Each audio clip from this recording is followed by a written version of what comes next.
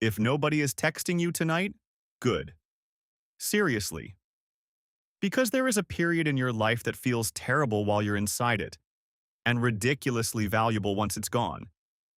You have nobody waiting for you, nobody asking where you are, nobody expecting you at dinner, nobody ruining your Saturday with plans you didn't even want to attend. Your phone is quiet, your calendar is empty, and you think this means your life sucks. Maybe, but it also means something else. For probably the first and last time in your life, your time belongs almost completely to you, and most people waste this period trying to escape it. They sit at home wishing somebody would text, refresh Instagram, watch other people apparently have the greatest Saturday ever recorded. Then Sunday comes. Nothing happened. And they do it again next week. I think that's a massive waste, because if I had completely empty weekends again, I wouldn't spend all of them trying to become less lonely. I'd use them. And there are a few unfair advantages you have when nobody owns your time yet. Advantage 1. You can say yes immediately. A lot of opportunities aren't difficult. They're inconvenient. That's the whole reason money changes hands. Somebody needs help tomorrow morning. Somebody needs a table picked up today. Somebody's moving Saturday. Somebody needs an extra person for 4 hours. Somebody bought something that doesn't fit in their car. The job itself might be easy. The valuable part is being available. And if you're lonely, congratulations. You are extremely available. Your friend with a girlfriend, 3 birthday parties, family lunch, and football on Sunday has to check 17 things before answering. You don't. Can you help tomorrow? Yeah. What time? That speed matters because money moves toward people who solve annoying problems quickly. And I wouldn't start by opening some website called youngentrepreneur.millionairefreedom.com. I'd start embarrassingly close to home. Your family, because your parents know people. Your uncle knows people. Your aunt knows people. Your brother knows some guy. Your neighbor knows somebody moving next week. And every one of those people has some stupid little problem they've been putting off. So don't ask, do you know anybody hiring? That sounds like you need a job. Ask, do you know anybody who needs help with something this weekend? Very different question. Maybe somebody needs boxes moved. Maybe somebody needs furniture picked up. Maybe a garage needs clearing. Maybe somebody needs 2 extra hands for 3 hours. Maybe there's an event being set up. Maybe they have no idea what they need until your aunt tells them, my nephew is free Saturday. Perfect. Your first opportunity does not need to be impressive. You're not filming a Forbes documentary. Maybe your first $70 comes from carrying a disgusting cabinet down 3 flights of stairs. Take the $70. Do the job properly. And before you leave, say, if you ever need help again, call me. Now, something exists that didn't exist yesterday. One person knows you're useful. That matters more than another 5 hours researching side hustles. Because your second opportunity can come from the first person. And the third can come from the second.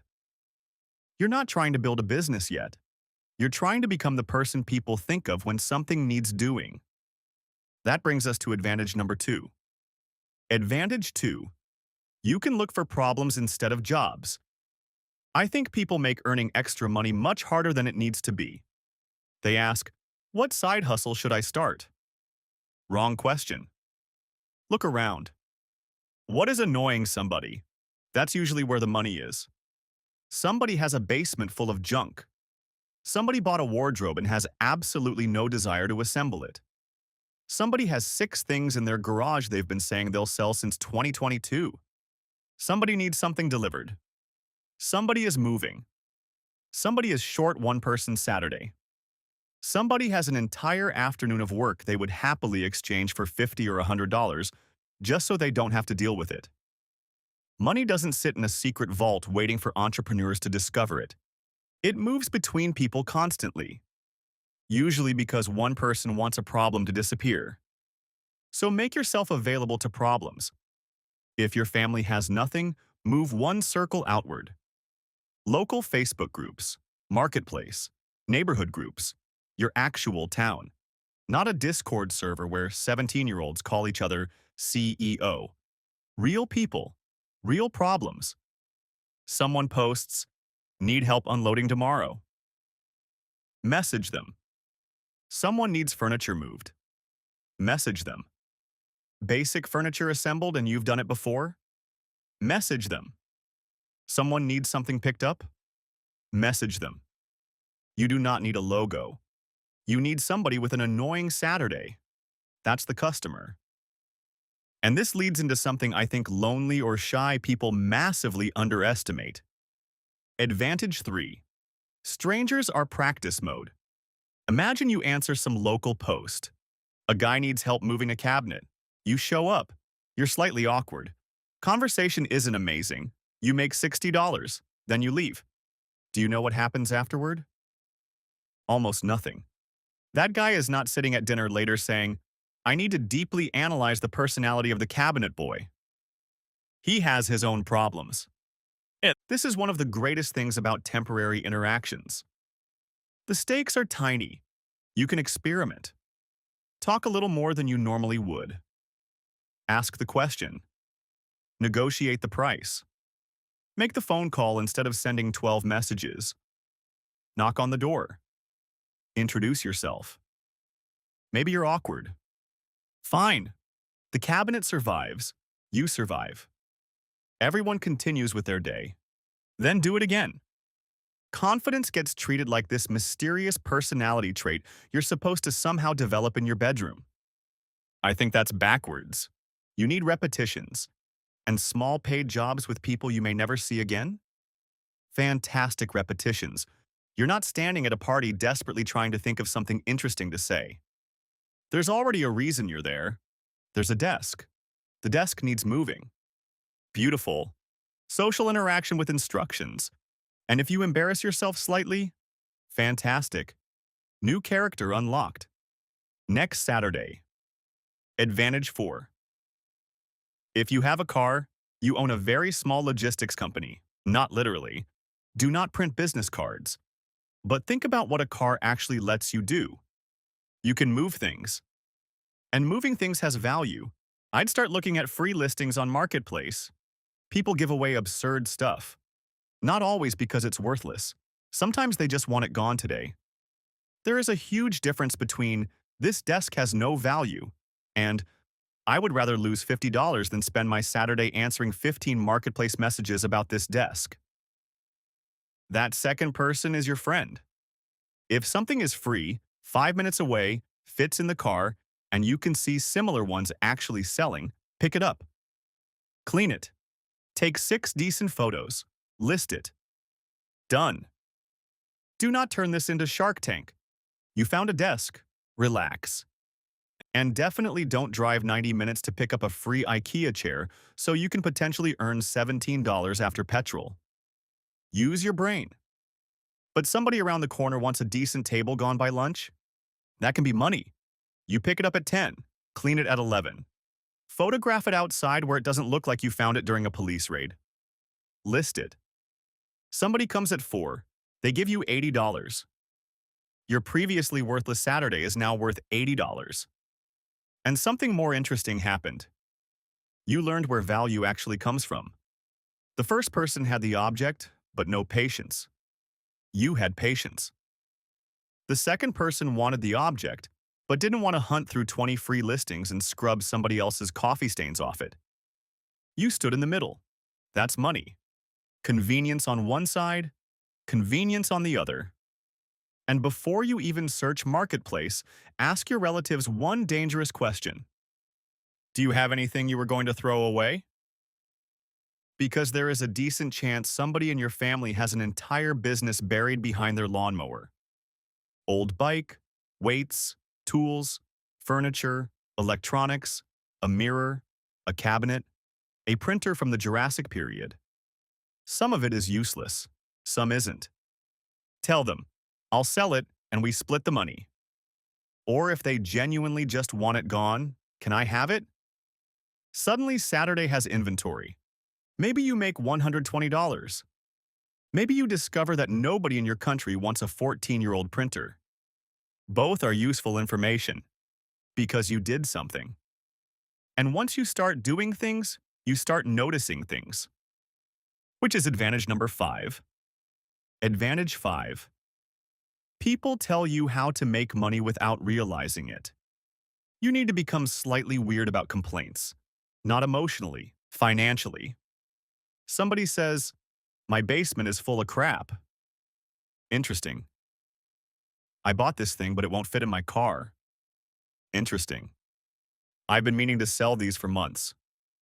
Interesting. "My friend is moving Saturday." Interesting. "We're short somebody for the event." Interesting. "I hate doing this." Very interesting. Most people hear a complaint and immediately forget it. Start hearing transactions that haven't happened yet.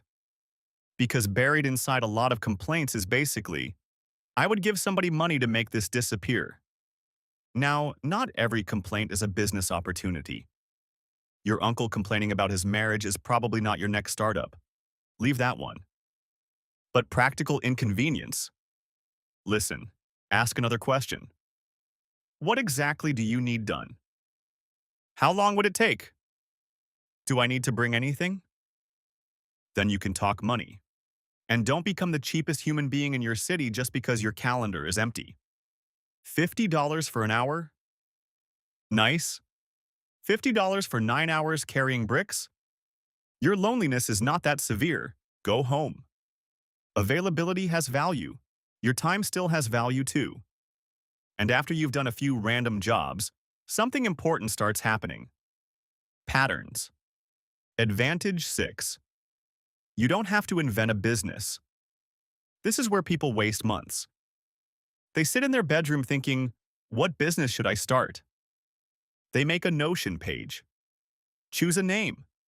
Watch videos. Research industries. Change the name. Make a logo. Revenue, 0. Don't invent demand. Go find it. Do random things first. Then watch what repeats. 3 people ask you to help move stuff? Okay. 2 people ask you to collect furniture because you have a bigger car? Interesting. You keep selling things for relatives? Interesting. People keep asking you to assemble stuff? Interesting. Somebody keeps needing help at events? Pay attention. The market is basically standing in front of you saying, "Hey, idiot, we keep giving you money for the same thing." Listen. That's actually close to how I ended up making some money on the side myself. I started doing little events through Airbnb. Nothing revolutionary, picnics, small parties. At one point, even a barbecue-style party at a rented cabin. I didn't wake up one morning with a 10-page business plan about disrupting the picnic industry. I had time. I saw that people would pay for somebody else to organize an experience. So I organized it. That's it. And I'm not telling you to copy that exact thing. The useful part is how stupidly ordinary the beginning was. You try something. Somebody pays. You notice what worked. Then you do a slightly better version. That's a much healthier way to find an opportunity than trying to hallucinate your perfect business from your bedroom. And while you're doing this, keep one rule. This one matters. Advantage 7. Do not become too proud for weird money. Young people are hilarious about this. They'll say, "I want financial freedom." Then somebody offers them $80 for 3 hours and suddenly they become a venture capitalist. Yeah, but that doesn't scale. Brother, your Saturday currently produces $0. Take the 80. Scalability can wait until somebody has paid you for literally anything. Early money is allowed to be ugly. You sold an old cabinet. $40. Helped somebody move. 70. Picked up something free and flipped it. 80. Helped your cousin's friend for an afternoon. 100. Organized some strange little event. Another 100. None of these individually changes your life. That's not the interesting part. The interesting part is what starts happening in your head. You stop treating money like something that can only arrive from your employer on one specific day every month. You start realizing, oh, I can actually go create some. Not infinitely, not magically, but if I really needed another $100 this weekend, I have options. That is a powerful skill. You're learning how money moves between ordinary people. People pay because they're busy, lazy, in a hurry, missing a car, missing an extra pair of hands, missing knowledge, or they simply cannot be bothered. And cannot be bothered might be one of the largest industries on earth. So don't disrespect weird money. Weird money teaches you where normal money comes from, and then I would give the money a target. Advantage 8. Loneliness gets easier when the Saturday has a scoreboard. Suppose there's something you actually want. Maybe a car, a trip, a camera, a stupid watch, whatever. I don't care whether a finance YouTuber approves. You want it? Good. Use that. Let's say you need another $4,000 for the car. Now Saturday becomes a game. Help somebody. $60. 3,940 left. Flip a desk, $80. 3,860. Work Saturday afternoon. $100. 3,760. Sell your uncle's bike and keep 100. 3,660. Now things get interesting. Because instead of sitting at home thinking, why is nobody texting me? You're thinking, what is this weekend worth? Completely different question. And suddenly strange opportunities become fun. Somebody messages, hey, my friend needs an extra guy tomorrow. Old you. Who's going? What is it? I don't know anybody. Is it awkward? How long? New you. How much? Beautiful. Character development. And something else happens when you start taking these little opportunities. People begin asking you slightly harder things. That brings us to advantage number 9. Advantage 9. You have time to say yes before you're completely ready. This is one of my favorite uses of having too much free time. LARPing as competent, carefully. I am not telling you to pretend you're an electrician. Do not watch half a YouTube short and start rewiring somebody's kitchen. Do not repair breaks. Do not fake licenses. Do not perform surgery because Thursday looked quiet. I mean normal, low-risk stuff. Someone asks, can you assemble this shelf? You've assembled furniture before. You can read instructions. Yeah, you can handle it. Maybe someone needs basic product photos. You know how a camera works. You can study lighting for an evening? Yeah. Maybe somebody needs some simple video clips. You understand your phone. You've edited before. Yeah. Maybe they ask about some software you've used once. You understand the broad idea. The job is Saturday. Today is Tuesday. You say, yeah, broadly. Then you go home and learn. Now suddenly you have 3 evenings where tutorials become extremely interesting. Because Saturday exists. A real human expects something from you. There is a massive difference between, one day I should learn this, and I told Peter I can do this at 10 Saturday morning. One creates a bookmark. The other creates competence. Pressure compresses learning, and being alone gives you space to panic privately. Perfect. You say yes Tuesday. Panic Wednesday. Learn Thursday. Practice Friday. Show up Saturday looking like this was all completely intentional. That's how an absurd amount of adulthood works anyway. People assume everybody else knows exactly what they're doing. Most of them just encountered the problem slightly before you did. Again, stay inside low-risk territory, but stop disqualifying yourself from every opportunity because you haven't already done it 50 times.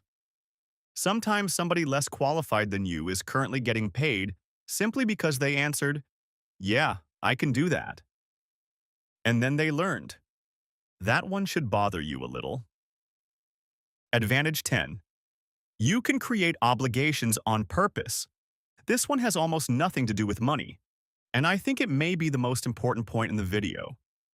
The worst part of loneliness isn't always sitting somewhere by yourself. Sometimes it's waking up Saturday morning and realizing absolutely nothing requires you today. Nothing happens if you stay in bed. Nobody is waiting. Nothing changes. That can get dark very quickly. So create things that require you. Someone expects you at 10. Good. You promised to pick something up at 11. Good. A buyer is coming at 2. Good. You told somebody you'd help set something up at 4. Good. Now getting out of bed isn't a philosophical debate. You have to go. And once you start doing this consistently, your life gets friction.